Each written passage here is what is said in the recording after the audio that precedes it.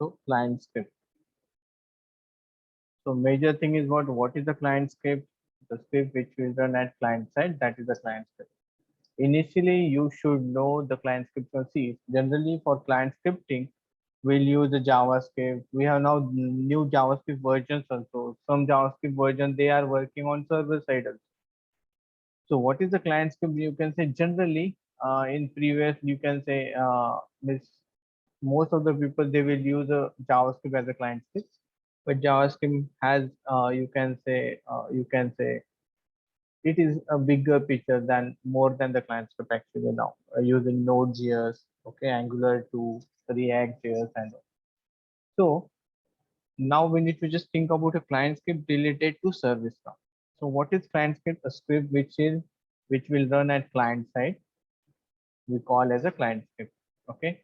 So client side script which will run on the browser actually. ServiceNow is a web application, right? Will access ServiceNow using web browser. So we have certain things okay in the web browser that is something JavaScript engine. That's why it will run the client script. So generally what things we will do using a client script, like generally to change the look and feel of the form. Suppose you want to set mandatory, you want to do some validation if it is a 3-character length or 5-character length, whether it is a phone number or not a phone number, whether it is an integer or a string. Okay, so these kind of validation generally will do in a client script. So generally in service now you can say what different client script we have. I think we have seen the UI policy also. In UI policy, what again it is a client script only. But in UI policy generally without script, what we will do without script we can set visibility. Then what we can do, we can set mandatory field. Then we can set the third option is read only. We have option to do this. You can say using global checkbox, which will be applicable for all the views at the client side. We have option reverse if false. Then we have option what? Global reverse on load. So on load is a something a event at client side script. In this way, how many events we have at the client side that we need to consider. So any example? One is on load of the form. We need to do something, then we can do on load of the form. Then what? On change of the sum field, on change of field value.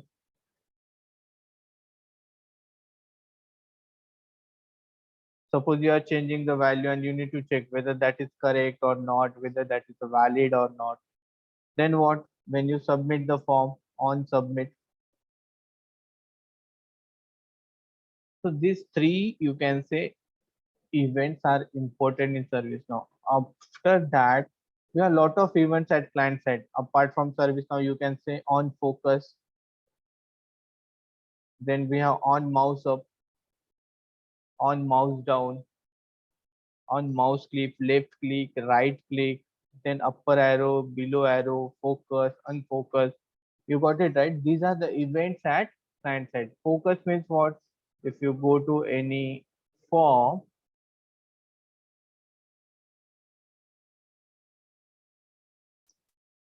so generally if you go to any website, right, like in general, so username, it will get focused. That field will get focused. If I click on this now, so this field is getting focused now, right? So this is on focus. On key up also, if I putting some key, so on key press, these are the events. So generally in service now, we'll see only three events. One is what? On load of the form, on change of the form, and on submit. Suppose, okay, for our customer table, we have customer update set table, right? There I want to write a client script.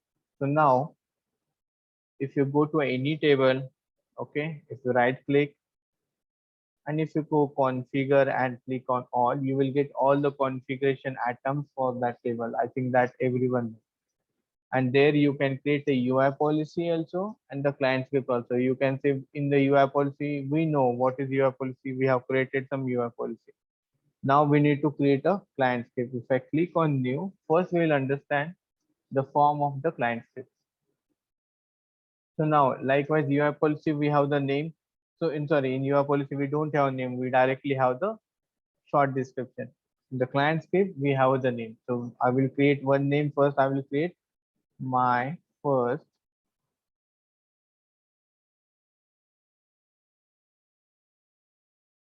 my first client script. So the table name, the UI type, we have service now different UI type, desktop, mobile. If I click on all, it will be applicable for all. Then we have type of client script. We have four type of client script. Apart from four, I need to just, you can say, use onload client script. If I click on onload, automatically in the script section, we can see the function onload. Now there is a right side option active. There is inherited option, same like UI policy. If I click on this inherited option equal to true for this client script, it means what in future, if I'm creating one child table of this table customer update set, then this client script will be applicable for that table, otherwise not. For the global, it is again the same. If I uncheck this, I need to specify the view name. Otherwise, it will be applicable for all the views. This is all, this client script when it will run. This is all about. Now, order is nothing but we can have 10 or 15 or more than you can couple of like client script. So in which order we need to execute this client script, that is nothing but the order field. Same like module, in which order we need to show the module, that is defined by the order field which is in the module form. In the same way for the client script, as it is a script, that's why it will just get the execution order according to order field. Now description message, these are you can say metadata, that's it. This client script is for what purpose, generally will write in the description. Now will if you see the script, now you can see function onload. This is a by default syntax when you create the client script. Function onload. In this onload, we need to write a script. So I don't know whether you know or don't know. Generally, we have alert function which we'll use at the client side in JavaScript also. So I will just alert and I will just write here batch 05 and just I click on save. Let's see how it will execute the onload client script. What I just put alert batch 05. I will go to this customer update set. I will open the form. When the form will load, when you save the form, when you open the form, when you click on new form, so every time the onload function will work. If I click on new, just see now, batch 05. I click on something address here. I put some address and I click on save. After save, it will load into database and that same you can say form will come again on the client side and again it will load. So if I click on OK, it will load the form. Okay, I will click on 33 and I will click on see now I save this. After saving again it will load the form. So every time when it is loading, it is giving me batch 5. Instead of batch 5, if I want to give this name value, we have you understand name field, and if I want to give this value, so how to access a field which is on the form? The field which is not on the form, you are not able to access in the script because it's a client script which will run on the form. If the field is not present in the form, so we can't use that field. But now name field is present on the form and we need to show that name field. So how to show that? Just click on alert and how we can get the value of the current field. So see, we are accessing the form. So in service now we have an object g underscore form. If you use g underscore form, if you click on dot, you will get different function of this object. And there is one function that is a get value. If you use a get value, in that get value, if you pass the parameter of a field name, that is u underscore name, you will get that field name. I just click on save. What I have written, I just write alert g underscore form dot get value u underscore name. Let's see and just reload this form. Let's see whether we will get batch 5 as well as the value in the name field. See batch 5, I got the 333, it's a value in the name field. So again, I will go to update, customer update set. I open this record. So now see batch 5. Again, there is a www. So in this way, this is the onload client script. See, it is not just enough. Like onload client script have different attributes. We can do that. How we can check? So for that, we need a scripting topic. Thus, I want to give some introduction about just a client script. That's why I'm taking this small example. Okay. I will just deactivate this. We'll go to the next script now. So onload script means it is so simple. Onload script will run on load of the form. How to access the field value on the form using g underscore form object. We'll take it later also in thoroughly. Okay. Just today you should know how to create the client script and what different client scripts we have in service now. That is something you need to learn today, not more than that. Now if I click on all again, I will go for the second type of script. So second type of script is nothing but you can say on submit. So my on submit client script. So in the same fashion, just we need to change what the type is on submit. UI type is all. Type is I will put on submit. If I click on submit, automatically there will be on submit.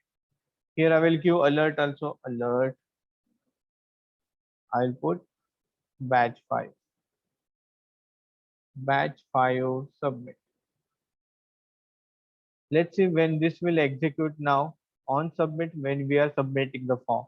When you save the form, it means you are submitting the form. When you create the ticket, it means you are submitting the form. For example, now if I go here and instead of this www, I will put 1, 2, 3 and just I click on save.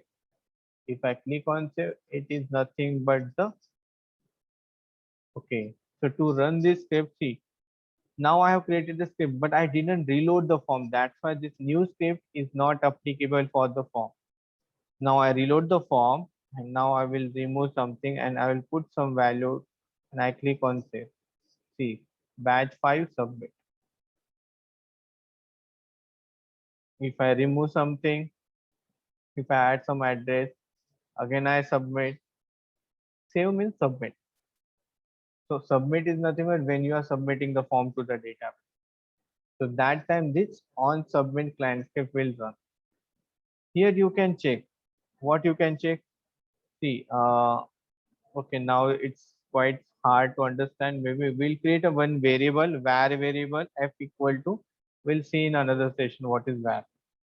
So I need to get the value of address. So what I need to write? I told you like g underscore form dot get value, enter. In double quotation, I need to put the field name. What is the field name? I want the address field value. I click on show you underscore address. I go to the g underscore form get value. I put this address. So I will get what? F value. So I will check here if F equal to empty, then don't submit the form, just return false. If I return false, it will not submit the form. Just it will return the form. Else, in else, I will put alert batch 5 submit. Let's see how it will work now. So what I'm doing, I'm just getting the value of u underscore address using g underscore form get value. I'm taking that into f variable. I'm checking if f variable is empty, return false, don't submit the form. Okay, instead of here, just you can like alert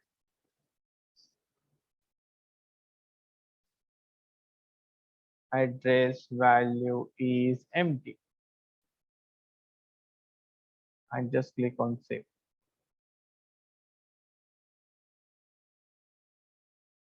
So on submit, you can say just we are checking g underscore form dot get value, taking the address. If it is empty, alert this and return false. Otherwise, just alert and just submit the form. Anyhow, it will going to submit. So in this way, I will put some name and I will just click on save. So now see, the thing is that this client script will not work because address field on not is not on the form. So how we can check that, right? Only we can check only the field which is on the form. So name is on the form, so we'll go directly with the name. If the field is not on the form, but the field is on the table, but it is not in the form layout, then client script will not work on that field. Please remember this. Okay, name value is empty. I click on save.